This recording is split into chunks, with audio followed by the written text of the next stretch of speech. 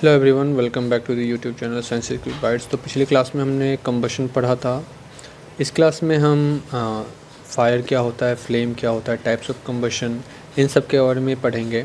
तो आइए इस वीडियो को स्टार्ट करते हैं एक बड़ी सी स्माइल के साथ।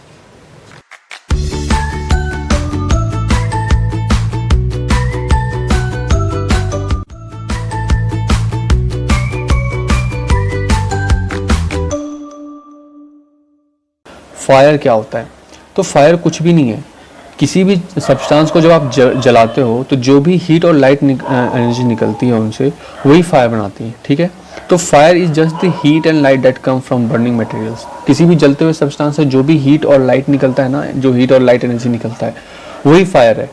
ठीक है, तो नॉर्मली कोई भी सब्सटेंस जो जलता है वो तभी जल सकता है नॉर्मली जब वो क्या कर सकते हैं कि ऑक्सीजन के साथ कंबाइन कर लेता है, तेज़ी से क्विकली कंबाइन करते हैं। जब आप केमिस्ट्री के बेसिस पे जाओ तो कोई भी सब्सटेंस जब जलता है तो एक्चुअली वो क्या करता है कि ऑक्सीजन के साथ कंबाइन करता है। ठीक है, तो बर्निंग क्या है? Burning is a process of rapid oxidation and is also known as combustion. तो बर्निंग क्या है? बर्निंग कुछ नहीं है, वही है कि आपका जो है ऑक्सीजन के साथ जो है आपका कंबाइन करता है कोई सब्सटेंस, जिसको हम लोग ऑक्सीडेशन कहते हैं, रैपिड ऑक्सीडेशन होता है। और इसी को हम लोग साइंस के टर्म में हम क्या कहते हैं, कंबशन भी कह देते हैं। ठीक है, तो नॉर्मली ऑक्सीडेशन के वक्त जो है ज़रूरी नहीं है कि हर ऑक्सीडेशन में केमिस्ट्री के टर्म में कहा जाए तो आपको जो हीट और लाइट एनर्जी मिलेगा ही मिलेगा। कुछ सब्सटेंसेस जो होते हैं वो ऑक्सीजन के साथ बहुत स्लोली क्या करते हैं कि रिएक्ट करते हैं, कंबाइन करते हैं।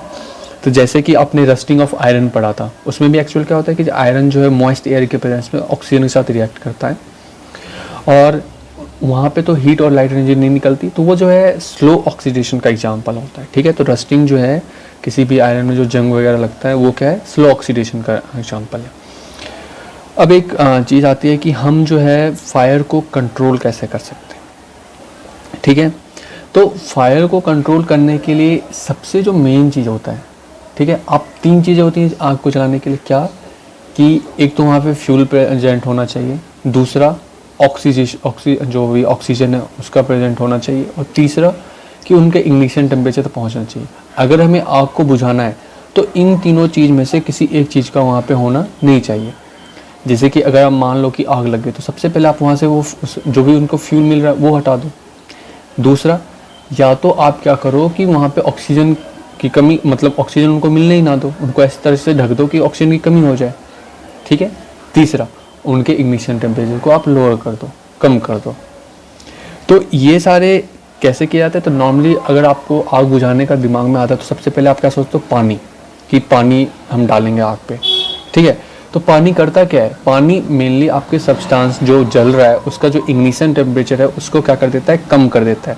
तो अगर इग्निशन टेम्परेचर कम हो गया किसी भी चीज़ सब्सटेंस का, तो अब उसको इतने हीट मिल ही नहीं रहा कि जो है वो सब्सटेंस जो है वो जल पाए, वो इग्निशन टेम्परेचर तक वो पहुँच ही नहीं पाएगा। समझ में आया? तो सब्सटेंस को क्या करता है, ठंडा कर देता है, जिसकी वजह से वो अपने इग्निशन टेम्परेचर पे पहुँच ही नहीं पाता, तो वो जलना क्या कर देगा, बंद कर देगा। ठीक है, दूसरा, इसके साथ साथ क्या होता है कि जब आप पानी डालते हो तो वो क्या होता है कि जो भी वाटर वेपर्स बनते हैं वो क्या करते हैं कि कंबसिबल सब्सटेंस को क्या करते हैं, कवर कर लेते हैं, एक तरीके से चारों तरफ से ढक लेते हैं, जो क्या करता है कि एयर के सप्लाई को क्या कर देता है, कट कर देता है, जिससे उसको क्या होगा कि ऑक्सीजन नहीं मिल पाएगा, तो वो क्या होगा, बुझ जाएगा। लेकिन आपने ये भी पढ़ा होगा कि हर तरह के आग को जो है आप पानी से नहीं बुझा सकते। ठीक है, ऐसे कौन से आग होते हैं? तो जो भी इलेक्ट्रिसिटी की वजह से लगते हैं या जो भी आपके ऑयल की वजह से लगते हैं, ठीक है, उनको आप पानी से नहीं बुझा सकते। रीज़न, जो भी ऑयल होता है वो क्या होता है कि लो डेंसर होता है, वो पानी के ऊपर क्या होगा, तैरने लगेगा। ठीक है, तो जब भी आप पानी डालोगे ना तो वो क्या होगा, बुझने की वजह क्या होगा कि जो तेल है वो पानी के ऊपर फ्लोट करने लगेगा और क्या होगा कि वो आग और तेज़ी से फैल जाएगा। ये होगा ऑयल के कंडीशन में। इलेक्ट्रिसिटी के कंडीशन में आपको पता है कि जो नॉर्मली जो वाटर होता है वो क्या होता है कि इलेक्ट्रिसिटी कंडक्ट कर सकता है। तो उससे क्या होता है कि जब आप इलेक्ट्रिसिटी वाले फायर में जब आप डालोगे, जो भी इलेक्ट्रिसिटी की वजह से, इलेक्ट्रिक शॉक की वजह से लगा है, तो आपको उल्टा शॉक लग जाएगा। ठीक है, तो इसीलिए हम इनमें क्या करते हैं कि वाटर का यूज ना करके हम नॉर्मली क्या करते हैं कि जो भी सैंड होता है उनका हम यूज करते हैं, बालू डाल देते हैं, जो क्या करता है कि ऑक्सीजन का जो है एयर का वहाँ से जो है कट ऑफ कर देता है या ऑक्सीजन को मिक्स होने नहीं देता। कंबाइन होने नहीं देता सब्सटेंस से, और दूसरा या तो हम soda acid fire extinguisher use करते हैं, ठीक है। तो ये जो है आप फायर एक्सटिंग्विशर आप व्हीकल में, आप ऑफिसेज वगैरह में लगा हुआ देखा होगा आपने, जो भी स्टेशन वगैरह पे हर जगह पे ये लगा होता है जहाँ पे आग के चांसेस होते हैं। तो नॉर्मली जो भी केरोसिन ऑयल, जो भी लिक्विड ऑयल की वजह से लगता है, तो उनके ऊपर हम क्या कर देते हैं कि सैंड या सॉइल जो है हम उनके ऊपर डाल देते हैं, ठीक है। जो भी एक्सटिंग्विशर होते हैं सोडा फायर एक्सटिंग्विशर वाले, तो सोडा एसिड में एक्चुअली क्या होता है कि जो भी सोडा जो बाइकार्बोनेट सॉल्यूशन होता है, ये जो है सोडियम बाइकार्बोनेट जो होता है, इनमें क्या होता है कि जब ये सल्फ्यूरिक एसिड मिलता है, ठीक है, तो ये जो है सोडा बाइकार्बोनेट ये बेस होता है और सल्फ्यूरिक एसिड आप जानते हो एसिड होता है। तो जब आप क्या करते हैं कि जब इनको एक्सटिंग्विश करना होता है तो इनको प्रेस करते हैं, जिसकी वजह से क्या होता है कि ये ग्लास के बोतल में होता है तो ये ब्रेक कर जाता है और ये जो है इसमें मिक्स हो जाता है, बेस के साथ आपका सल्फ्यूरिक एसिड मिक्स हो जाता है। तो जब सोडा जो है या बाइकार्बोनेट सॉल्यूशन के साथ जब आपका सल्फ्यूरिक एसिड मिलता है तो वो कार्बन डाइऑक्साइड प्रोड्यूस करता है, ठीक है। और ये कार्बन डाइऑक्साइड जो है ये इसके थ्रू जो है आपके बाहर निकलता है। और कार्बन डाइऑक्साइड जो है आपको पता होना चाहिए कि कार्बन डाइऑक्साइड किसी भी फायर का क्या होता है, वो एक्सटिंग्विशर होता है, वो फायर को क्या करता है, बुझा देता है। तो जैसे आप जानते हो कि ऑक्सीजन की वजह से आग, जो ऑक्सीजन आग लगाने में मदद करता है, किसी चीज़ की कंबशन में हेल्प करता है, तो कार्बन डाइऑक्साइड आग बुझाने में हेल्प करता है, ठीक है। यहाँ तक आप समझ गए।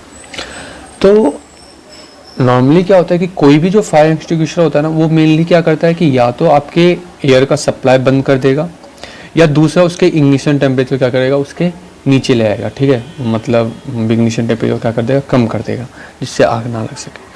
अब आइए टाइप्स ऑफ कंबशन पढ़ते हैं कि कोई भी कंबशन जो है उनके स्पीड के क्या कितने रेट, किस रेट के साथ वो कंबशन कर रहे हैं, इसके आधार पर हम उनको बांटेंगे। तो रैपिड कंबशन, ठीक है। इसको पढ़ने से पहले आप ये चीज़ समझ लीजिए कि जो फायर होता है उनको हम नॉर्मली 4 टाइप से बांटते हैं, ठीक है, या 4 क्लास में बांटते हैं। तो क्लास ए वाले जो फायर होते हैं उनमें मेनली जो वुड या पेपर से जो भी नॉर्मली आग जो होते हैं उनको हम क्या कहते हैं, क्लास ए में रखते हैं, जिनको आप नॉर्मली वाटर से बुझा सकते हो। क्लास बी वाले जो वो होते हैं, जो इन्फ्लेमेबल जो भी होते हैं, लिक्विड और गैसेज होते हैं, उनको लिया जाता है, ठीक है। तो जिनमें सैंड और सॉइल का यूज किया जाता है। क्लास सी वाले जो भी होते हैं ये इलेक्ट्रिकल इक्विपमेंट वाले होते हैं, ठीक है, जिनमें इलेक्ट्रिसिटी से लगता है, जिनमें आप वाटर यूज़ नहीं कर सकते। क्लास डी वाले जो होते हैं ये मेनली आपके जो भी केमिकल सब्सटेंसेस होते हैं ना, जैसे कि सोडियम हो गया, मैग्नीशियम, पोटासियम वाले, इनसे जो तुरंत जिनमें आग लग जाता है वो उनमें क्लास डी, उनको क्लास डी में रखा जाता है। तो class A, class B, class C, class D, ये 4 तरह के क्लासेस होते हैं जिनसे आग लग जाती है। अब ये कंबशन के टाइप्स में, तो सबसे पहले रैपिड कंबशन। तो जैसे आपको नाम से पता चल रहा है कि रैपिड कंबशन क्या होते हैं, उस टाइप के कंबशन जो नॉर्मली जिनमें लार्ज अमाउंट ऑफ हीट और लाइट निकलता है, और ये छोटे से समय के अंतराल ही जो है ये जो है आपका सब्सटेंस जो है बर्न हो जाता है और लॉट्स ऑफ आपके हीट और लाइट एनर्जी प्रोड्यूस करता है। तो रैपिड कंबशन क्या है, जिनमें लार्ज अमाउंट ऑफ हीट और लाइट जो है प्रोड्यूस होता है शॉर्ट स्पैन में, कम ही अंतराल में, समय के तुरंत क्षणिक भर में क्या होता है कि आपका सब्सटेंस जल जाता है, ठीक है।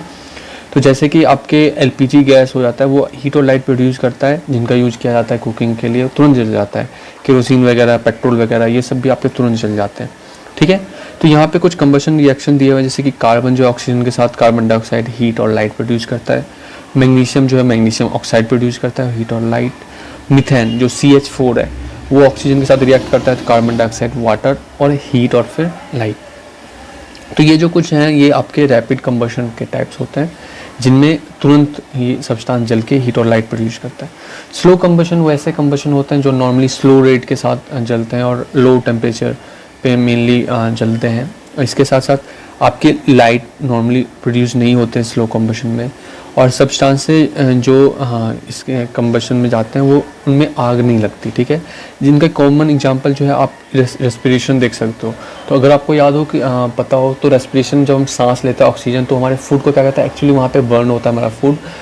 बर्न नॉर्मली बर्न में आग लगना नहीं ऐसे कहते हैं नॉर्मली, अगर हम ऐसे नॉर्मली टर्म में यूज करते हैं ना, जिससे एनर्जी हमें मिलती है।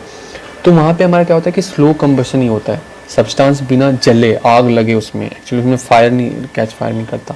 वो क्या होता है कि फूड जो वहाँ उनका जो ऑक्सीडेशन होता है और फिर वही जो है आपके कार्बन डाइऑक्साइड और एनर्जी प्रोड्यूस करता है। तो रेस्पिरेशन भी सेम इसी तरीके का होता है, वो स्लो कंबशन का एग्जांपल है। इनकम्प्लीट कंबशन वैसे कंबशन को कहते हैं कि जिनमें आपका कोई भी हाइड्रोकार्बन फ्यूल जो है वो पूरी तरीके से नहीं जलता, जब आपके क्या होता है कि एयर मेनली ऑक्सीजन जो है इनसफिशिएंट हो एयर में, ठीक है, वो प्रॉपरली जो है आपके प्रेजेंट नहीं होते, जब ऑक्सीजन की कमी होती है, तो वैसे टाइप के कंबशन को हम क्या कहते हैं, इनकम्प्लीट कंबशन कहते हैं, जिसमें आपका हाइड्रोकार्बन फ्यूल जो है वो पूरी तरीके से नहीं जलता। तो इसका एग्जांपल जो है आप कार्बन मोनोऑक्साइड देख सकते हो। तो कार्बन मोनोऑक्साइड में क्या होता है कि नॉर्मली आप कार्बन डाइऑक्साइड में क्या होता है, 2 ऑक्सीजन होते हैं। जब आपके एयर में ऑक्सीजन की कमी हो जाती है ना, तो कार्बन सिर्फ एक ऑक्सीजन के साथ ही कंबाइन कर लेता है और कार्बन मोनोऑक्साइड बनाता है। तो मोनो मीन्स होता है सिंगल, तो यहाँ पे सिंगल आपको ऑक्सीजन दिख रहा है, तो इसीलिए कार्बन मोनोऑक्साइड। तो ये बनते क्या ना, जब आप बंद कमरे में अंगीठी चलाते हो तो उससे क्या होता है कि आपके कमरे में जितना एयर है वही सारी खिड़कियाँ वगैरह बंद है तो उतना ही एयर है। तो जब अंगीठी जलेगी तो उसको वो जो है कमरे के सारे ऑक्सीजन को यूज कर लेगा, ठीक है, और धीरे धीरे जो है ऑक्सीजन जो है वो और कम होता जाएगा। तो जो आपका कार्बन जो है ना वो कम ऑक्सीजन के साथ ही कंबाइन करके कार्बन मोनोऑक्साइड फिर प्रोड्यूस करना शुरू कर देगा। तो ऐसे सब्सटेंसेस में क्या होता है कि मेनली आपकी शूट जो है वो शूट प्रोड्यूस होता है। शूट मीन्स वही कालिक जो होते हैं, काले काले जो होते हैं धुएं जो वो होता है। वाटर प्रोड्यूस होते हैं, कार्बन मोनोऑक्साइड, हीट और लाइट, ये कुछ जो है एंड प्रोडक्ट होता है इनकम्प्लीट कंबशन के, ठीक है। इसके बाद आता है आपका कंप्लीट कंबशन। कंप्लीट कंबशन क्या होता है, जब किसी भी सब्सटेंस में एडिक्वेट सप्लाई ऑफ एयर और ऑक्सीजन मिलता है, जब उनको पूरी तरीके से ऑक्सीजन मिलते हैं, तब आपका जो हाइड्रोकार्बन फ्यूल है वो कम्प्लीटली बर्न होता है। और वैसे टाइप के प्रोसेस को हम क्या कहते हैं, कंप्लीट कंबशन कहते हैं। तो इनमें जो मेनली एंड प्रोडक्ट होते हैं वो कार्बन डाइऑक्साइड, वाटर, हीट और लाइट प्रोड्यूस हो सकते हैं, ठीक है। तो मीथेन जो है वो उनका जो जब उनको कंप्लीट ऑक्सीजन मिलता है तो उनका कंप्लीट ऑक्सीडेशन होता है, जिनमें वो कार्बन डाइऑक्साइड, वाटर और हीट और लाइट प्रोड्यूस करते हैं, ठीक है। इसके बाद जो है ये कुछ रिकैपिचुलेशन वाले हैं, वो कैपिचुलेशन है वो आप खुद ट्राई करना आप। इसके बाद आपका आता है फ्यूल, ठीक है। फ्यूल जो है ईंधन क्या होता है, अभी जो मैंने आपको शुरू में एक बताया था कि कंबस्टिबल सब्सटेंस और फ्यूल में डिफरेंस होता है, वो हम इसमें समझ जाएंगे। फ्यूल क्या होता है कि कोई भी सब्सटेंस जिनको बर्न करने पे आपको हीट और लाइट एनर्जी मिलती है उनको हम क्या कहते हैं, फ्यूल कहते हैं। और कंबस्टिबल सब्सटेंस क्या था कि कोई भी सब्सटेंस जो इजीली जो है फायर कैच कर लेता है और आपको हीट और लाइट एनर्जी देता है, ठीक है, नॉर्मल। यहाँ पे लिखा गया है कि all combustible substances are not fuels, ठीक है। जितने भी मतलब सारे कंबस्टिबल सब्सटेंस को आप फ्यूल के रूप में नहीं देख सकते। एग्जाम्पल के लिए आप जो है आपको पता है कि पेपर, कपड़े, ये कंबस्टिबल सब्सटेंस होते हैं क्योंकि वो जो है इजीली फायर कैच, उनमें भी फायर लग जाती है और उनसे भी हीट और लाइट एनर्जी निकलती है। तो क्या आप उनको फ्यूल के रूप में देखते हो? क्या आप खाना बनाने के लिए आप कपड़ों का यूज करते हो? क्या आप कागज़ का यूज करते हो? नॉर्मली नहीं, ठीक है। तो आप जो है किसी भी सब्सटेंस को फ्यूल के रूप में मेनली कैसे उनके फ्यूल के जो है होने चाहिए, कौन कौन से फैक्टर्स होते हैं जिनके आप एक एफिशिएंट फ्यूल को करोगे, वो हम आगे भी पढ़ेंगे। एक्टिविटी 5 और एक्टिविटी 6 में आपका मेनली वही दिया गया है कि कैसे जो आपका सब्सटेंस जो है, कौन से सब्सटेंस को वो कंबस्टिबल सब्सटेंस कहोगे और कौन से सब्सटेंस को जो है आप फ्यूल कहोगे। तो नॉर्मली जब हम मोमबत्ती जलाते हैं तो मोमबत्ती में जो वो विक देखते हो, जिनको आप बत्ती कहते हो, जो थ्रेड सा होता है, वो जो विक होता है वो आपका कंबस्टिबल मटेरियल है, वो जलता है, ठीक है, वो इजीली फायर कैच कर लेता है। लेकिन यहाँ पे फ्यूल कौन है आपका? फ्यूल आपका जो है वो वैक्स है जो कि फ्यूल के रूप में काम करता है और आपको जो है कंबस्टिबल सब्सटेंस को क्या करता है, जलाने का काम करता है। तो आपने ये पढ़ा ना कि जो फ्यूल है वो फूड की तरह काम करता है ना, कि किसी भी चीज़ को जलने के लिए फूड की तरह काम करता है।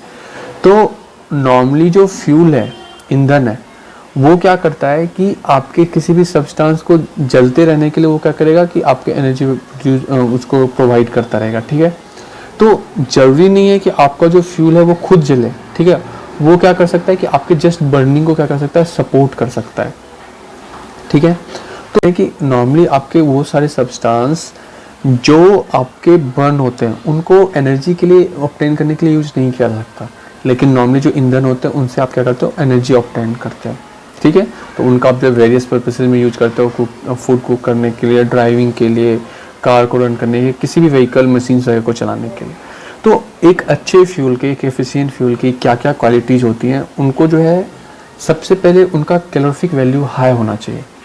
कैलोरीफिक वैल्यू क्या होता है, ये हम अभी आगे पढ़ेंगे। कैलोरीफिक वैल्यू मीन्स होता है कि ज़्यादा एनर्जी प्रोड्यूस करनी चाहिए, ठीक है। कोई भी किसी भी फ्यूल का कैलोरीफिक वैल्यू क्या होता है कि वो कितनी पर ग्राम या पर केजी में कितना एनर्जी प्रोड्यूस कर रहा है, ठीक है, वो उनका कैलोरीफिक वैल्यू कहलाता है। दूसरा, उनका एक डेफिनेट जो है इग्निशन टेम्परेचर होना चाहिए, ठीक है, कि कहने का मतलब कि रूम टेम्परेचर से थोड़ा ज़्यादा होना चाहिए, लेकिन इतना भी ज़्यादा नहीं होना चाहिए कि उनको जलाने के लिए ज़्यादा टेम्परेचर प्रोवाइड करना पड़े। दूसरा, सबसे ज़्यादा इंपॉर्टेंट, कि वो लीस्ट पोल्यूटिंग होना चाहिए, ज़्यादा पोल्यूशन वो करना नहीं चाहिए।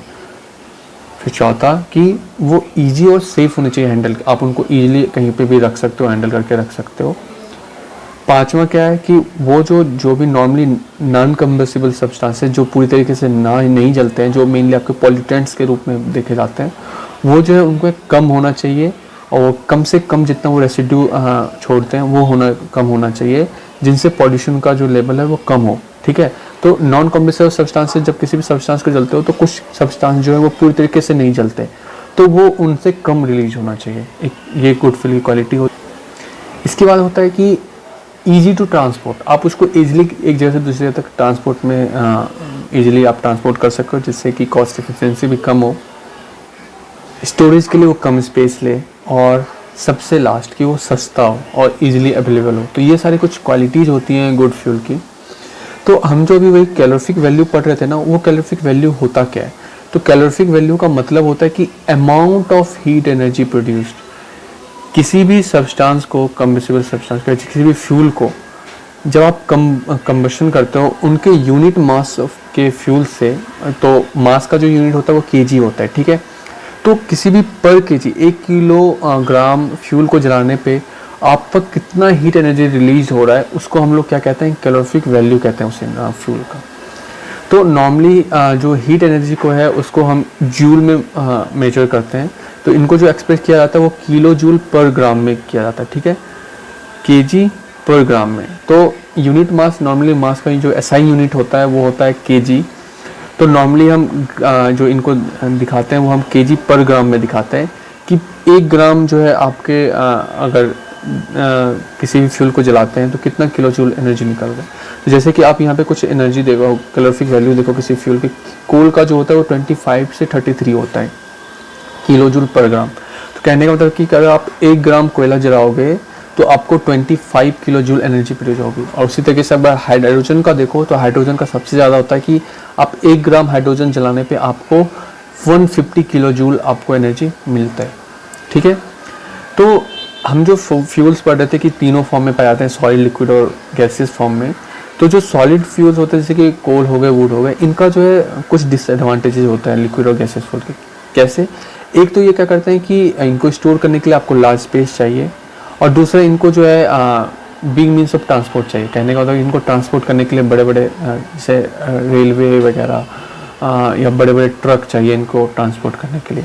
उसके साथ साथ इनका जो कैलोरीफिक वैल्यू होता है वो भी कम होता है, और इनको जो है जलाने के लिए, इग्निशन टेम्परेचर पहुंचाने के लिए भी इनको जो है ज़्यादा टेम्परेचर चाहिए। इनका इग्निशन टेम्परेचर भी क्या होता है, ज़्यादा होता है।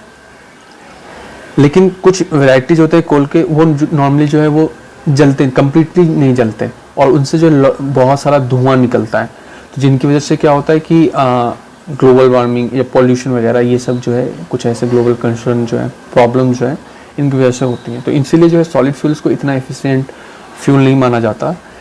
उसी तरीके से आप दूसरे अगर देखो, पेट्रोल, केरोसिन, डीजल या कोई भी गैसीय फ्यूल जैसे सीएनजी, एलपीजी या बायोगैस वगैरह, इनको आप किसी भी कंटेनर में इजीली स्टोर करके रख सकते हो।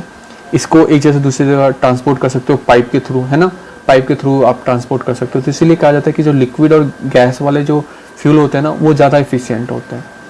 इसके साथ साथ जो एक तो ये बहुत जल्दी अपने इग्निशन टेम्परेचर पर पहुँच जाते हैं, और इनका कंप्लीट कंबशन होता है, ठीक है, जिनकी वजह से पॉल्यूशन भी क्या होता है, कम होता है। तो इसीलिए जो है नॉर्मली जो लिक्विड और गैसेस फ्यूल होते हैं ना, वो उनमें गुड फ्यूल की सारी प्रॉपर्टीज़ होती हैं, और इनकी देखा जाता है कि कौन से फ्यूल जो है ज़्यादा अच्छे हैं और उनका जो है यूज किया जाता है। तो अब जो कहता है कि ये जो है अब हमारा हाई टाइम आ गया है कि हमें जो है क्लीनर फ्यूल्स की तरफ जाना चाहिए जहाँ पे कम से कम पॉल्यूशन हो।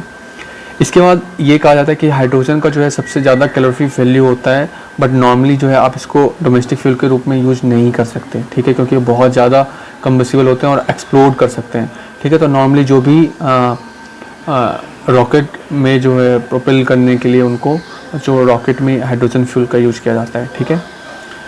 तो अब एक टर्म आता है फ्लेम। फ्लेम क्या होता है, ठीक है। तो हमने कंबशन पूरा पढ़ लिया, फ्लेम क्या होता है। तो फ्लेम कुछ नहीं है, जब किसी भी सब्सटेंस को आप जलाते हो, ठीक है, तो वो वेपर में कन्वर्ट होते हैं। तो वही बर्निंग वेपर का जो जोन होता है वो क्या कहलाता है, आपका फ्लेम कहलाता है, ठीक है।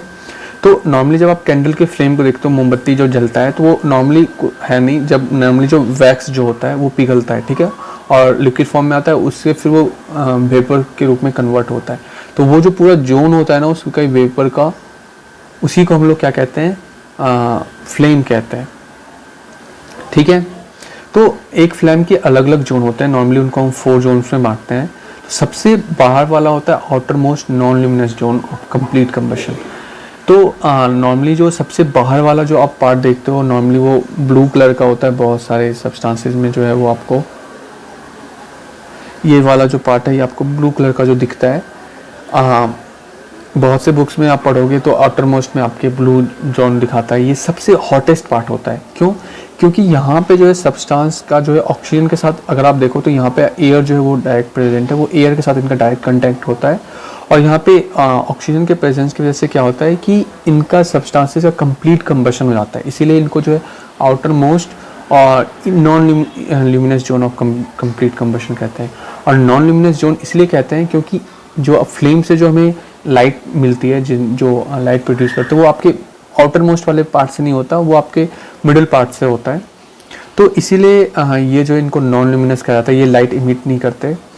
और ये सबसे हॉटेस्ट पार्ट होता है। क्यों? क्योंकि यहाँ पे आपका सब्सटेंसेस का सबसे कंप्लीट जो है कंबशन हो चुका होता है, जिसकी वजह से सारी हीट एनर्जी क्या होती है, रिलीज हो चुकी होती है। तो यहाँ पे ये वाले जो आप गोल्ड स्मिथ वगैरह सोनार के पास देखने जाओगे तो वो फ्लेम जलाते हैं और वहाँ से वो ब्लो करते हैं। तो वो आउटर वाले पार्ट से वो करते हैं, गोल्ड स्मिथ जो भी सोनार होते हैं वो ब्लो करते हैं, जिससे कि वो सोने वगैरह को पिघलाते हैं, ठीक है। इसके बाद जो दूसरा जोन आता है वो होता है सेंट्रल ल्यूमिनस जोन, ठीक है। जो भी आपको लाइट एमिट करता है ना कैंडल का फ्लेम, वो इसी जोन से करता है, इसीलिए इनको ल्यूमिनस जोन कहते हैं। और ये इनकम्प्लीट कंबशन होता है यहाँ पे। क्यों? क्योंकि यहाँ पे जो ऑक्सीजन के डायरेक्ट कंटेक्ट में होता नहीं है, यहाँ पे एयर ज़्यादा प्रेजेंट होता नहीं, तो ये जो यहाँ के जो वैक्स वेपर हैं वो इनकम्प्लीट कंबशन होता है उनका, वो पूरी तरह से जलते नहीं है। तो इसकी वजह से क्या होता है कि आपके कार्बन पार्टिकल जो हैं वो बच जाते हैं। और ये जो जोन होता है यहाँ पे जो है आपका मॉडरेट टेम्परेचर होता है, ना सबसे ज़्यादा कम ना सबसे ज़्यादा ठंडा, तो बीच वाला टेम्परेचर होता है। फिर सबसे लास्ट जोन जो आपका होता है इनर डार्क जोन, जहाँ पे आपका क्या होता है कि कंबशन नहीं होता, ठीक है, जोन ऑफ नो कंबशन। तो ये डार्क जोन होता है, मेनली ब्लैक कलर का दिखता है। ये वाला जो है आपका येलो कलर का दिखता है, ठीक है। तो ये जो है आपका ब्लैक कलर का दिखता है। नॉर्मली जो भी बत्तियाँ होती हैं विक, उनके आसपास के एरिया जहाँ पे कंबशन जो एयर जो है बिल्कुल प्रेजेंट नहीं होता, और यहाँ पे जो एयर प्रेजेंट नहीं हुआ तो कंबशन नहीं होता। तो नॉर्मली इस ये जो जोन है वो ब्लैक होता है। क्यों? क्योंकि यहाँ पे जो कार्बन पार्टिकल्स होते हैं वो अनबर्नड होते हैं, ठीक है, वो पूरी तरह से जले नहीं होते हैं।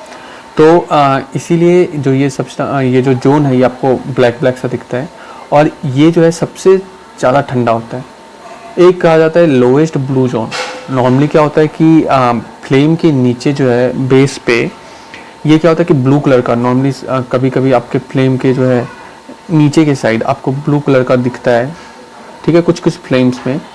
तो वो जो ऐसा एरिया होता है जहाँ पे आपका जो है ऑक्सीजन इतना ज़्यादा प्रेजेंट नहीं होता, इनसफिशिएंट होता है, तो आपका जो वैक्स जो है जल के कार्बन मोनोऑक्साइड प्रोड्यूस करता है, तो जिसकी वजह से जो है वो जोन जो है आपको ब्लू जोन दिखाते हैं। तो नॉर्मली बहुत सारे दूसरे बुक्स में आप पढ़ोगे तो उनमें आउटर मोस्ट जोन जो होता है जहाँ पे कंप्लीट कंबशन होता है उसी को वो ब्लू जोन लिख देते हैं, ठीक है बच्चों। इसके बाद आता है आपका जो एक एक्सपेरिमेंट जो है या एक्टिविटी आप कर सकते हो। उसमें क्या करते हैं कि आप कोई भी एक ग्लास लो, साफ सा ग्लास लो, ट्रांसपेरेंट ग्लास लो, उसको कैंडल के फ्लेम के ऊपर रख दो, ठीक है, और उसको किसी टोंग वगैरह से पकड़ लो, ठीक है। तो आपको जो है ग्लास स्लाइड के ऊपर जो है आपको ऐसे काला जो है ऐसे ब्लैक मार्क सा दिखेगा, ठीक है, रिंग सा दिखेगा। तो जो आपको ब्लैक सा दिख रहा है वो क्या है, आपके ल्यूमिनस जोन वाला है, जहाँ पे आपके कार्बन जो है अनबर्न्ड कार्बन पार्टिकल जो शूट जो होता है कालिक जो है वो प्रेजेंट होता है, जिसकी वजह से वो काला हो जाता है। और जो रिंग जहाँ पे आपको उसके जो मिडिल पार्ट में जहाँ पे कोई कार्बन डिपॉजिट नहीं होगा, वहाँ पे आपको जो है कोई वाइट सा दिखेगा, जहाँ पे आपके शूट प्रेजेंट नहीं है। तो ये वाला एक्टिविटी जो है आप कर सकते हो, देख सकते हो। तो जहाँ पे आपको ब्लैक ब्लैक से दिख रहे हैं ना, वो मेनली ल्यूमिनस जोन की वजह से होते हैं, जहाँ पे आपके अनबर्न्ड कार्बन पार्टिकल्स जो है वहाँ पे अटैच हो जाते हैं, ठीक है। तो एक चीज़ आता है burning of fuel and their harmful effect. तो नॉर्मली जानते हो कि जो भी हम फॉसिल फ्यूल्स हम बर्न करते हैं उनसे जो है कार्बन डाइऑक्साइड रिलीज होता है, और कार्बन डाइऑक्साइड जो है वो ग्रीन हाउस गैस की तरह ग्लोबल वार्मिंग वगैरह करवाता है। पॉल्यूशन, एयर पॉल्यूशन होता है। अगर वो पूरी तरीके से नहीं जलते, जो पॉल्यूटेंट वगैरह हैं, जो नॉन कम्बिस्टिबल पार्ट जो रह जाते हैं, शेड्यूल रह जाते हैं, वो पॉल्यूटेंट के रूप में हमारे एयर में मिक्स हो जाते हैं, और फिर वो एयर पॉल्यूशन अगर सॉइल में आप मिला देते हो तो सॉइल पॉल्यूशन, और वाटर में डाल देते हो तो वाटर पॉल्यूशन, इस तरीके से होता है। तो आई होप कि ये चैप्टर आपको समझ में आ गया हो कि कंबशन और फ्लेम क्या है और कैसे इफिशिएंटली उनको बर्न करते हैं, और कोई भी सब्सटेंस कैसे जलता है नहीं जलता। मेनली जो है कुछ क्वेश्चंस जो है ऐसे आ सकते हैं, ये कैंडल वाले फ्लेम से क्वेश्चन आते हैं कि सबसे हॉटेस्ट पार्ट कौन है, सबसे इनर वाला सबसे हॉट होता है, या बाहर वाला जोन सबसे ज़्यादा गर्म होता है। इसके बाद जो कप में अगर पानी भर के रख देते हैं तो वो क्यों नहीं जलता, जबकि नॉर्मल ऐसे कप, पेपर कप हम रखते हैं तो वो जल जाता है। तो इग्निशन टेम्परेचर वाला लॉजिक, तो ये सारे क्वेश्चन इनसे पूछे जाते हैं। तो आई होप कि ये वीडियो आपको पसंद आई हो। अगर पसंद आई हो तो वीडियो को लाइक करें और अपने दोस्तों के साथ शेयर करें। तब तक अपना ध्यान रखें। Thank you.